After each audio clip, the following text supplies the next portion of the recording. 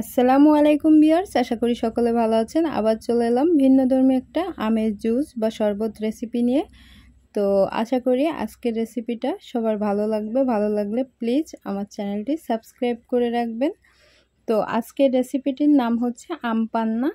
তো চলুন আমরা মিডিয়াম সাইজের একটা কাঁচা আম, তো আমি এখন কাঁচা আমটাকে নিয়ে ভালো করে খোসাটা ছাড়িয়ে তারপরে পরিষ্কার পানি দিয়ে ধুয়ে তারপরে এটাকে ছোট ছোট করে কেটে আবারও ভালো করে ধুয়ে তারপর নিয়েছি।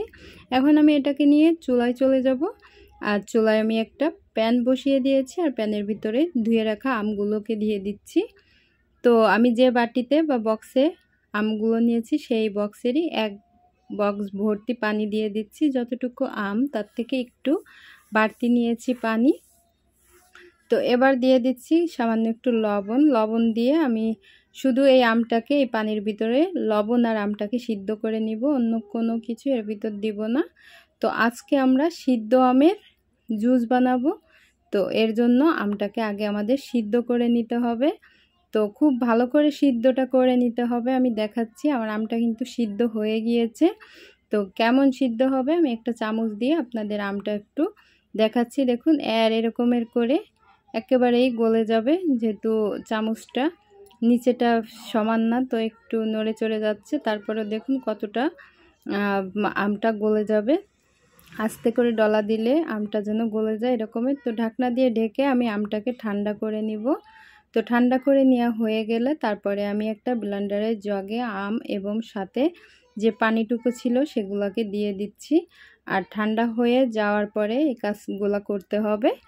তো এবার সম্পূর্ণ আমটা দিয়ে নেওয়া হয়ে গেলে তারপরে এর ভিতরে অল্প কিছু উপকরণ দিব। প্রথমে আমি দিয়ে দিচ্ছি বিট লবণ। আর যেহেতু আমি আগে থেকে সাদা লবণ দিয়ে আমটা সিদ্ধ করে নিয়েছি সেহেতু সাদা লবণটা আর দেওয়া লাগবে না। তো তারপরে দিয়ে দিচ্ছি হাফ চা চামচের মতো টেলে নেওয়া জিরার গুঁড়া। তারপরে দিয়ে দিচ্ছি হাফ হাফ করে শুকনা মরিচ এবং কাঁচা মরিচ। তো এখানে আমের টক বুঝে আর একটু বাড়িয়ে নেওয়া যেতে পারে মরিচটা। তারপরে দিয়ে দিচ্ছি আমি 1/4 কাপ চিনিটাও আমের টক হলে সামান্য একটু বাড়িয়ে নেওয়া যেতে পারে, তবে এই জুসটা কিন্তু একটু টকটকই খায়। তো চাইলে এখানে বিট লবণটা একটু বাড়িয়ে নিতে পারেন। তো এরপরে আমি নিয়ে নিয়েছি সামান্য একটু ফুড কালার। তারপরে নিয়ে নিচ্ছি ধনিয়া পাতা কুচি এবং পুদিনা পাতা কুচি।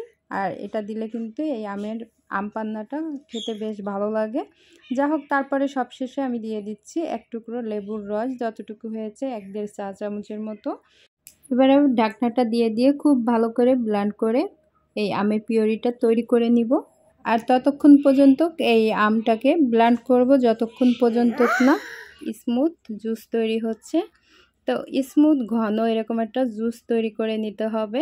আর ঘন এই জুসটা থেকে আপনারা চাইলে অল্প অল্প করে নিয়ে তারপরে গ্লাসে জুস তৈরি করে নিতে পারেন।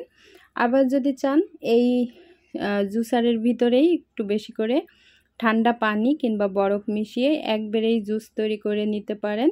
তো আমি অন্য একটা পাত্রে ঢেলে রেখেছি এর জন্য, যে চাইলে এভাবে করে পাত্রটা ধরে ডিপে ঢাকনা দিয়ে ঢেকে সংরক্ষণ করা যাবে।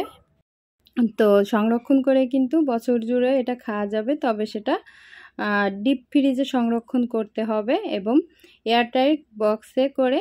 তো এবার আমি একটা গ্লাসের ভিতরে 2 টুকরো লেবু নিয়ে সেটার রস বের করে তারপরে 2-3 টুকরো বরফ দিয়ে এরপর আমি নিয়ে নিচ্ছি আমের যে পিউরিটা আমি রেডি করেছি সেই পিউরি। তো আপনারা আপনাদের স্বাদ অনুযায়ী পিউরিটা নেবেন। একটু ঘন করে খেতে চাইলে পিউরিটা একটু বেশি নেবেন, পাতলা খেতে চাইলে পিউরি কম দিয়ে একটু পানি মিশিয়ে তারপর চিনি বা বিট লবণ দিয়ে দিবেন। এতে করে খেতে ভালো লাগবে। আপনারা যে যেভাবে খুশি খেতে পারেন। তো আশা করি আজকের রেসিপিটা ভালো লেগেছে। ভালো লাগলে প্লিজ আমার ছোট্ট চ্যানেলটি সাবস্ক্রাইব করে রাখবেন। তো আজকের মতো বিদায় নিব। ভালো থাকবেন, সুস্থ থাকবেন। আল্লাহ হাফেজ।